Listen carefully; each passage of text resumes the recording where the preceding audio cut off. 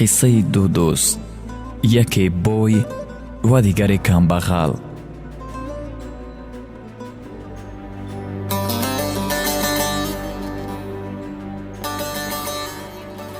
дар як замоне ду дӯст буданд, яке доро ва дигаре камбағал. ҳар ду донишҷӯ буданд, дӯстони ҳақиқӣ буданд.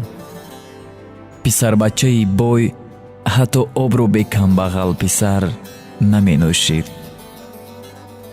рӯзе ба писари камбағал мегӯяд: дӯстам, ман ҳеҷ чизро аз ту боло надонистам, аммо ман як дӯстдоштае дорам, ки ҳанӯз ӯро ба ту нишон надодаам. агар хоҳӣ, биё равем шиносат кунам. онҳо бо ҳамдигар рафта духтарро мебинанд. ҷавонписари камбағал духтарро дидан замон ба ӯ ошиқ мешавад ва пинҳонӣ аз дӯсташ ба ӯ вомехӯрад. духтар ҳам ин писари камбағалро баробари диданаш ошиқ шуда будааст. дигар наметавонад ба дӯсташ чӣ хел фаҳмонад, ки ба дӯстдоштаи ӯ ошиқ шудааст. сухан дар дилаш монду ба беморие гирифтор мешавад. писарбачаи бой тамоми табибонро меорад, аммо давои дарди писарро ёфта наметавонад. рӯзе мешунавад, дар давлати дигар донишманди ботаҷрибае ҳаст. рафта онро меорад.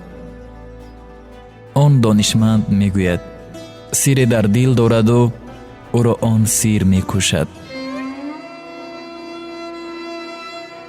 писар мегӯяд: чӣ бояд кард? донишманд мегӯяд: ба ӯ шароб дода сирро фаҳмидан мумкин аст. писар дӯсти худро бо шароб маст мекунад ва мепурсад: дӯстам, ба ту чӣ шудааст? камбағал писар сирри дар дилаш ниҳон бударо нақл мекунад. баъдан писари бой чунин мегӯяд: ман ҳеҷ чизро аз ту боло надонистам ва инро ҳам аз ту дариғ намедорам. писари бой бо аҳлу оилаашон маслиҳат карда тӯйро барпо мекунанд. писари бойро дӯсти камбағалаш ҳамроҳӣ мекард, яъне шоҳиди домод камбағал писар буд. дар вақти никоҳ кардан мулло аз домод мепурсад: шумо розӣ? писари бой мегӯяд: ман домод не, дӯстам домод аст. дар ин ҳолат ҳама ҳайрон мемонанд. хуллас духтарро ба писари камбағал медиҳанд. падари писари бой мегӯяд: ту маро дар пеши ҳама шармандаву шармсор кардӣ. аз баҳрат гузаштам. ба писари камбағал бошад, як корхонаи калон дар дигар давлат кушода медиҳаду мегӯяд: рав, туро ҳам дигар набинам. аз миён чанд сол мегузарад. писари бой камбағал мешавад ва ба ҷустуҷӯи дӯсташ ба роҳ мебарояд. бояд баҳрро бо киштӣ гузарад, аммо ба ин маблағ надошт. ба роҳбари киштӣ саргузашти худро нақл мекунад. киштибон бошад, дилаш сӯхта ӯро ба он тарафи баҳр мегузаронад.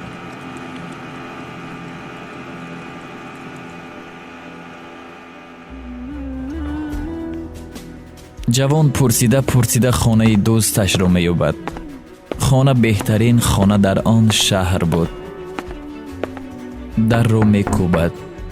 дӯсташ дарро кушода ҷавонро бо чунин ҳол мебинаду дарро ба рӯяш мепӯшад. ҷавон аз алами бисьёр мегӯяд: ман барои дӯстиам ба ин рӯз расидаму кори инро бин. худро куштанӣ шуда ба лаби баҳр меравад. дар ин вақт кампире пайдо мешаваду мепурсад: писарам, дар ин ҷо чӣ кор мекунӣ? اینجا چقدر آدمان غرق شده دیگر آنها را نیافتند. جوان به پیرزن میگوید من هم همین مقصد را دارم. پیرزن میپرسد چرا؟ جوان سرگذشتش را به پیرزن هم نقل میکند. پیرزن دل پسر را یافته به خانه اش میبرد. خانه فقیرانه بود. پیرزن میگوید به جای پسرم باشی، اینجا با من زندگی میکنی. جوان راضی میشود. چند وقت میگذرد و پیرزن او را به هیزمچینی به جنگل روانه میکند. در راه او با 3 اسب سواران وا میخورد.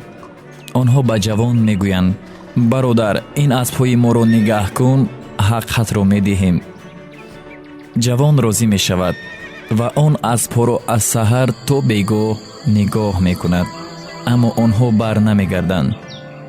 پیرزن انتظار شده به جستجوی جوان میبراید. آمده میبیند که او اسب‌ها را نگاه دارد. پسر با پیرزن واقعه را نقل میکند. آن روز هم میگذرد و از آنها خبری نیست. اسب‌ها را گرفته به خانه برمیگردند. میبینند که خورجین اسب‌ها پر از طلاست. جوان قلعه را آباد میکند که از خانه دوستش هم زیبا. پیرزن میگوید به همه چیز رسیدی، اکنون باید عائله برپا نمایی. جوان به گفته های پیرزن راضی می شود و میگوید لیکن من به تویم دوستم را دعوت میکنم. پیرزن هم راضی می شود. توی برپا می شود. همه را دعوت میکنند. دوستش هم آمده از بر بالا گذشته میشیند. داماد بلندگویک را میگیرد و سرگذشت تلخی خود را نقل میکند و میگوید همان دوستم در اینجا هست. دوستان دیگرش باشند در حیرت میافتند و میگویند کیست آن دوست شما؟ اگر جرأت داشته باشد خود آمده سخن گوید.